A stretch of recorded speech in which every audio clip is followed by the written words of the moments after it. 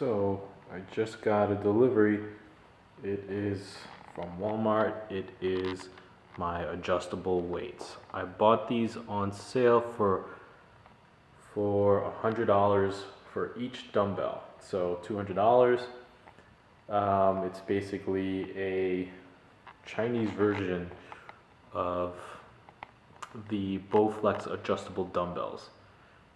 It goes up to 55 pounds. Got them on sale. All right, let's go check it out. Okay, so here I am unboxing it. So I'm cutting the packaging and I'm trying to take the box out of the packaging, but I realized it's too snug and it won't come out. So I decided to just open up the box and just take it out from there. So I'm taking out the styrofoam. It's packaged nicely. It's zip tied with plastic, and I'm just bringing it into a better view, and there we go. Okay, so here it is. It's the FitRx Smartbell adjustable weights. They go up to, all right, I was wrong. They go up to 52 and a half pounds. Can you see that? 52 and a half pounds. Let's see if I could figure out how to use these. Okay, so here they are, the FitRx Smartbell. Got these on sale at Walmart for about $100 for each dumbbell. I have two of them. And it's pretty simple to use. It's much better than having weights lying around.